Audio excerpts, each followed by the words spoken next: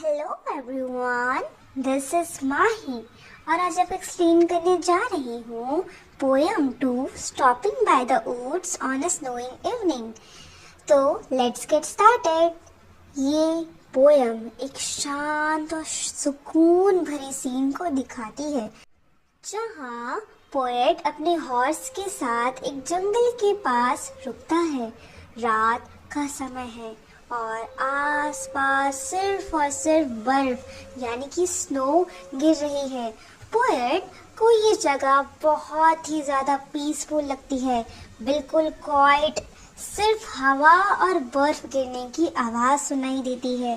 Poet कहता है कि शायद ये जंगल किसी और का है, मतलब किसी और ओनर का है, लेकिन वो यहाँ पास में ही रहता है। इसलिए पोएट कुछ देर रुक कर नेचर के इस खूबसूरत सीन को वुड WOOD वुड का मतलब होता है ऐसी जगह जहाँ बहुत सारे पेड़ हैं।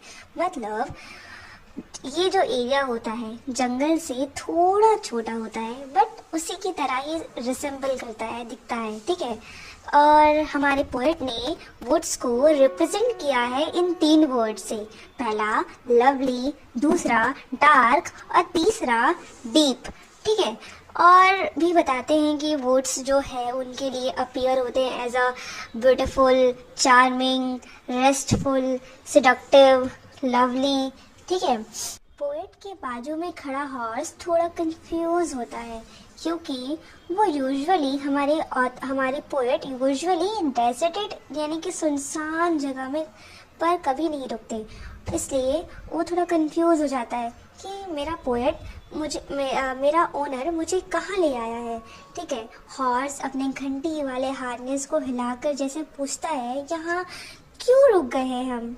पोएट नेचर के इस शांत और सुंदर मोमेंट में खो जाता है। उसे ये जगह इतनी पसंद आती है कि वो कुछ देर के लिए सब कुछ भूल जाता है, जैसे दुनिया के सारे ड्यूटीज और रिस्पॉन्सिबिलिटीज हो गए, ठीक है। लेकिन पोएम की लास्ट लाइन में पोएट खुद को याद दिलाता है कि उसके पास प्रॉमिसेस टू कीप, यहाँ मतलब उसके कुछ फर्ज है, कुछ ड्यूटीज है, कुछ जिम्मेदारियां हैं। And miles to go before I sleep, and miles to go before I sleep. ये लाइन बहुत डीप मीनिंग रखती है।